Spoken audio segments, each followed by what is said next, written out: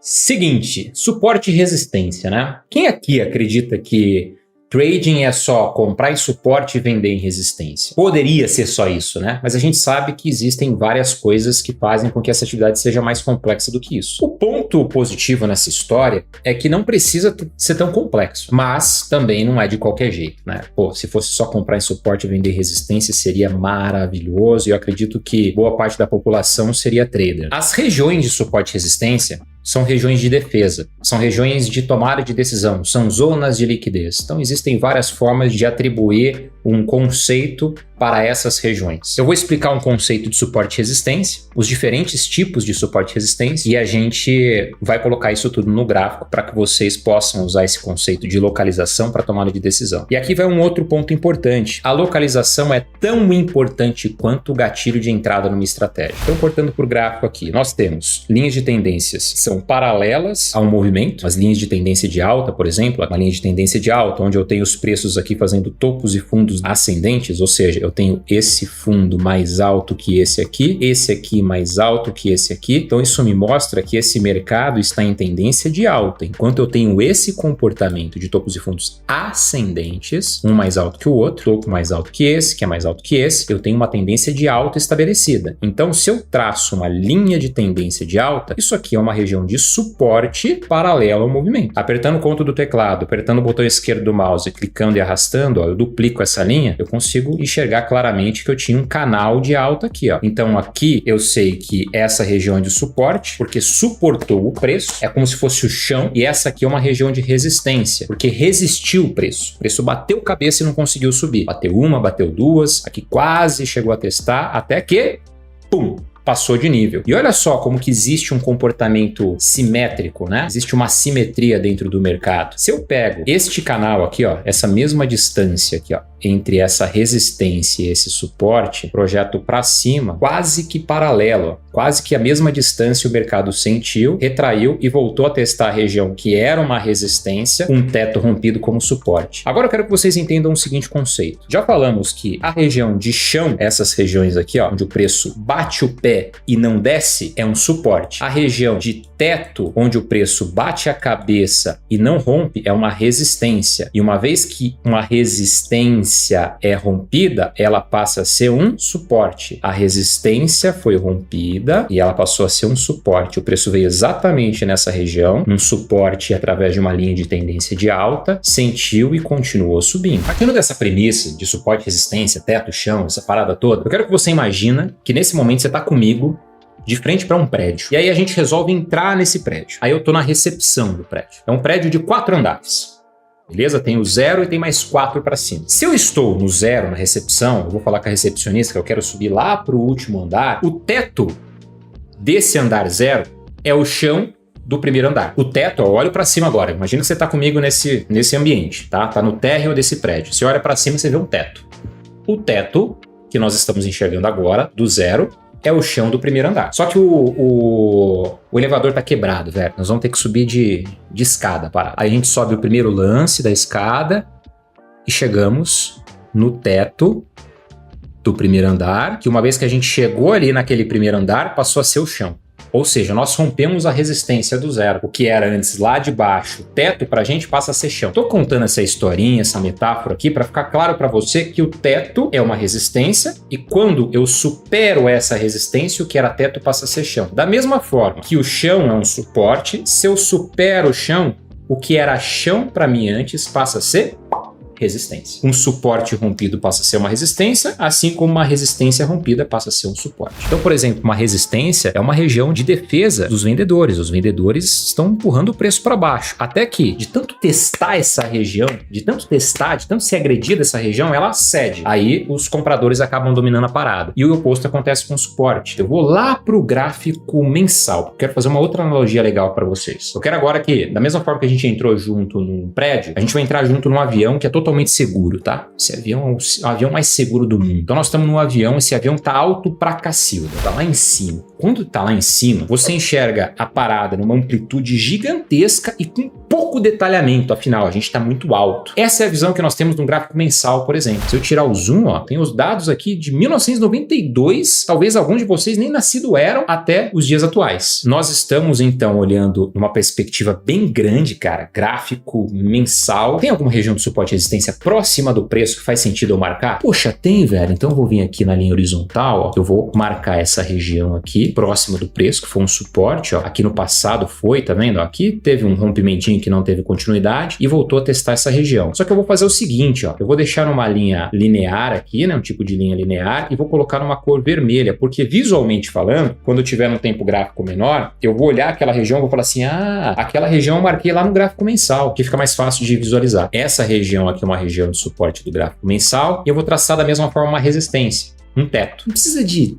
ser um baita de um PhD, cara, de um baita de um trader experiente. Eu vou pegar a região onde eu tenho aqui o máximo de toques aqui, né? Onde eu tenho a clareza de que foi uma resistência. Por quê? Porque essa região, uma vez testada novamente, ela pode funcionar como uma resistência. E se for superada, lembra que uma resistência rompida passa a ser um suporte. Assim como um suporte, um chão rompido, passa a ser uma resistência. Então, no gráfico mensal, é isso que eu posso traçar. Aí eu vou pegar aquele avião nosso lá, a gente vai descer um pouquinho. Descemos agora para o gráfico semanal. Diminuímos a amplitude de visão e aumentamos um pouco o detalhamento. Aquele movimento que nós marcamos no gráfico mensal, como ele ficou aqui mais aproximado, a gente deu um zoom in, nos aproximamos do gráfico. E aí eu vou fazer essa mesma pergunta. Faz sentido eu traçar alguma região de suporte e resistência além dessas que eu tracei no mensal aqui no semanal? Faz. Olha só que legal. Essa região, vocês concordam comigo, com um suporte forte, ó. Sentiu, ó. Quando rompeu, funcionou como resistência. Faz sentido. Só que eu vou mudar a cor. Eu vou colocar um laranja aqui, porque eu sei que essa região, visualmente falando, quando eu olhar num outro tempo gráfico, é do semanal. Vermelho é do mensal, laranja, semanal. Poderia traçar essa região aqui? Poderia, mas eu acho que ela vai ficar mais clara ainda no gráfico diário. Vamos ver? Vamos descer o avião? Descemos o avião, diminuiu a amplitude da visão e aumentou o detalhamento quando eu venho para o gráfico diário. Então aqui, ó, mesma coisa. Linha horizontal, essa região de resistência e essa região de suporte. Ó, se eu tiro o zoom, voilá. Ó.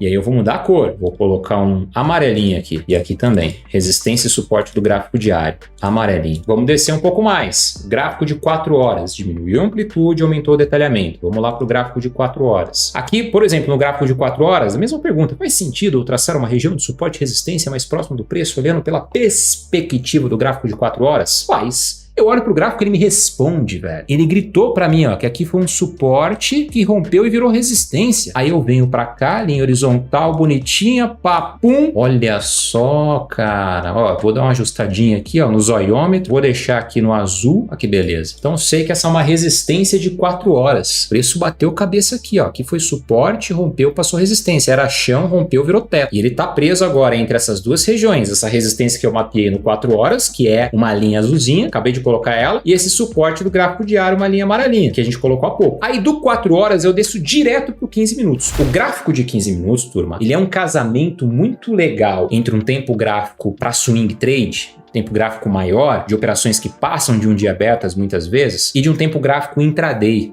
para day trade, um M5, por exemplo, 5 minutos, onde cada candlezinho desse demora 5 minutos para ser formado, que é um gráfico para tomada de decisão de operações mais curtas. Vocês estão vendo que tem essas linhas aqui, ó, um cinzinha meio claro, essas linhas verticais aqui? Essas linhas são linhas de separadores de períodos, que eu consigo ativar ou desativar elas na plataforma. Se eu clico com o botão direito do mouse na área gráfica e venho personalizar a vista do gráfico, ela está acionada, ó, separador períodos. Se eu tirar e apertar em aplicar, ó, sumiu, mas eu quero ela. Então eu vou voltar para cá e vou ativar e apertar em aplicar. Por quê? Olhando pela perspectiva do gráfico de 15 minutos, o que eu tenho de comportamento entre essa linha e a outra é o comportamento deste determinado ativo, no caso o euro-dólar, euro-USD, em um dia. Então eu sei que, por exemplo, ó, na sexta-feira, porque isso aqui, ó, que aconteceu entre essa linha e essa linha aqui, ó, é o comportamento de sexta-feira passada, o preço abriu nesse ponto e fechou nesse ponto. Esse foi o último candle de sexta. Esse foi o primeiro de domingo à noite. Tá vendo que esse comportamento aqui, ó, ele é menor, esse espaço é menor, porque é o comportamento de domingo até segunda-feira à noite. Domingo à noite, quando o mercado abre, até segunda segunda-feira, meia-noite. E aqui é o comportamento já de segunda-feira. Aqui é de sexta-feira e aqui é de domingueira. Então aqui, ó, eu sei que o mercado ficou em tendência de alta na sexta-feira. Ele abriu num ponto e fechou num ponto mais alto do que ele abriu. Então ele fechou em alta. No domingo, ele abriu num ponto e fechou mais alto. Fechou em alta. Já na segunda-feira, ele está caminhando, porque ainda o mercado está rolando, ele está caminhando para fechar em baixa. Por quê? Porque ele abriu aqui em cima e está nesse dado momento em um preço menor do que ele abriu. Mas ele chegou a ficar até mais negativo do que ele está. Ele já corrigiu um pouco a baixa do dia de hoje. Só que, por que eu vim para M15? Além de explicar essa frequência, esse comportamento dentro dessas regiões de separadores de períodos, eu quero que você entenda que aqui eu tenho regiões referenciais de suporte e resistência muito importantes, como a mínima do dia anterior, a máxima do dia anterior e o preço de abertura do dia. Eu vou englobar o comportamento de domingo à noite com o comportamento de sexta. Então eu vou considerar isso aqui tudo para entender o que foi dia anterior. Então, ó, eu vou pegar aqui a linha horizontal, eu vou traçar uma linha horizontal na máxima, quase foi exatamente, né, a máxima de domingo com a máxima de sexta-feira. Vou mudar a cor aqui para um branquinho e vou mudar para um tracejado e vou duplicar ela aqui, ó, para a mínima do dia anterior, levando em consideração a mínima de sexta-feira, e o preço de abertura, fechamento do dia anterior, né? E abertura automaticamente quando não tem gap, abertura do dia atual. Foi esse caso aqui, ó. O preço fechou aqui e abriu aqui. Partindo deste princípio, eu sei que essa região aqui, ó, é uma região de resistência, que é igual a teto muito forte. Porque aqui eu tenho a máxima do dia anterior, eu tenho o preço de abertura do dia e tenho uma resistência mapeada no gráfico de 4 horas. Por quê? Porque eu coloquei no azul. Então, olhando visualmente aqui, eu sei que é de 4 horas. É uma resistência muito forte. E o que aconteceu no dia de hoje, quando o mercado testou essa região? Os compradores até tentaram, velho. Mas olha só a pressão vendedora. Jogou o mercado para baixo. Não teve força para chegar na mínima de sexta-feira. Mas se a gente traça uma FIBO aqui, ó, ele parou basicamente no 61.8, no número de ouro. Olha só, chegou próximo do 786 até, ó. Se eu pego, por exemplo, um gráfico de 5 minutos, turma, eu desço aqui, ó, para um gráfico de 5 minutos, que é um gráfico intraday, quando eu observo que o preço está sentindo essa resistência, eu posso utilizar qualquer estratégia, até o price action puro, para buscar uma oportunidade de venda nessa região de preço. Ou, por exemplo, algum gatilho no método X. Passando aqui rapidinho para te fazer um convite especial. Na descrição desse vídeo tem um link para você saber mais sobre a comunidade TraderX, o melhor e mais completo ambiente para você se tornar um verdadeiro trader que multiplica, um trader profissional, lucrativo e consistente. Então aperta aí, confere as informações, cai para dentro, vai ser muito bom ter você na família de traders que multiplicam. Agora, continua com o vídeo. A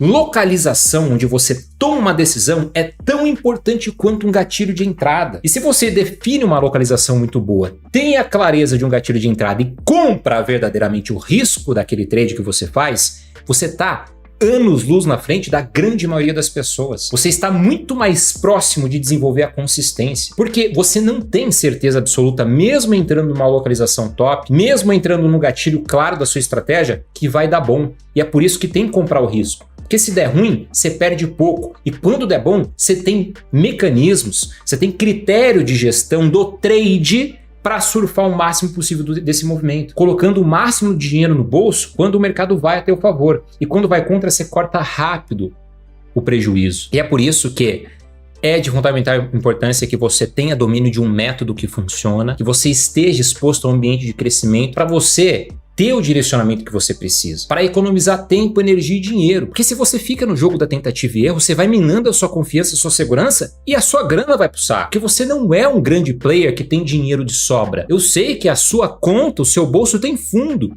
como o meu tem. Agora, uma grande instituição, cara, eles brincam com dinheiro. O mercado é financeiro, é feito de dinheiro. E a gente precisa aprender como os grandes players pensam, esses caras que têm realmente grana para levar o mercado para onde quer, para que a gente possa pensar como eles, sabendo das nossas limitações. Vamos entender agora como é que funcionam os suportes de resistência dinâmico. Mas antes disso, deixa eu mostrar a FIBO de novo. Eu vou vir aqui para um gráfico de 15 minutos de novo. Eu vou traçar uma FIBO deste movimento comprador todo aqui, ó, entre a mínima de sexta-feira e a máxima de domingo, por exemplo. Observa só como as regiões de retração de Fibonacci também funcionam como suporte e resistência muito fortes. Eu tenho aqui o nível 0, eu tenho 23.6, 382, 50, 618, 786 e 100. Quando o mercado começou a retração, ele veio no 23.6, que é a primeira retração importante, e retraiu de novo até o 0. Aí ele testou a região do 0 de novo, ganhou força, água mole e pedra dura, tanto bate até que fura. Rompeu. Parou onde? No 382, mano, velho. Retraiu.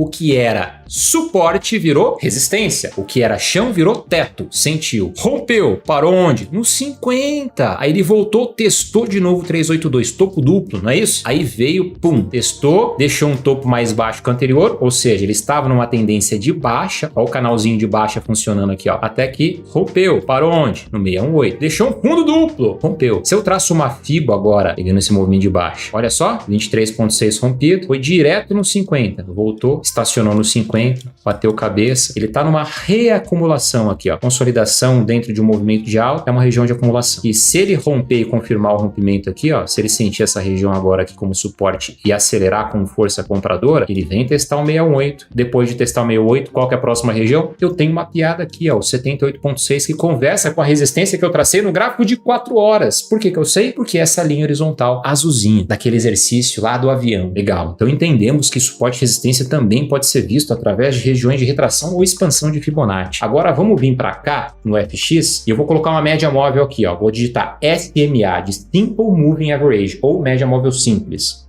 SMA. Vai abrir a caixa seletora onde eu coloco as informações que eu quero dessa média. 21 períodos, o deslocamento aqui vou deixar 0 e baseado em closing, fechamento, em preço de fechamento. Escolha a cor que eu quiser, a espessura, a grossura que eu quiser e beleza. Vou deixar de 21 e vou apertar em aplicar. Vou colocar uma outra, EMA, Exponential Moving Average, média móvel exponencial, 7 períodos. Dentro de um movimento cadenciado de força, de tendência, movimento maior do que 45 graus, a média de 7, ela funciona muito bem como um suporte dinâmico. Olha como o preço vai se escorando nela e respeitando. Até que o preço buscou aquela região de liquidez, de resistência que nós tínhamos mapeado e deixou o quê? Um candle fechando pela primeira vez. Ó, observa que nesse movimento todo aqui, ó, a primeira vez que um candle fechou contra a média de 7 foi esse cara aqui. Se eu entro aqui embaixo, numa região de suporte, neste gatilho de entrada, se eu entro aqui e uso a média de 7 para levar o preço o máximo que eu puder levar e só tomo uma decisão de sair da operação só quando o preço fecha contra a média, eu teria saído, por exemplo, somente ou no fechamento deste candle ou no rompimento da mínima dele que aconteceu aqui. E teria pegado este movimento todo aqui, ó, no pior cenário, este movimento todo teria colocado no bolso. Esse movimento poderia representar 5 dólares, 20 dólares, 100 dólares, 500 dólares, 1000 dólares, depende do risco que você aceitou no stop. Ou seja, o ganho, ele tem correlação com o risco. Por isso que você precisa comprar o stop antes, porque no pior cenário você perde aquilo que você aceita, no melhor cenário você surfa o máximo de uma onda, aumentando o seu payoff, o seu potencial de lucro, né? Então, quanto maior o movimento que você consegue pegar, maior o seu payoff. E quanto maior o seu payoff, menos dependente de taxa de acerto você precisa. Porque quando você perde pouco, quando você ganha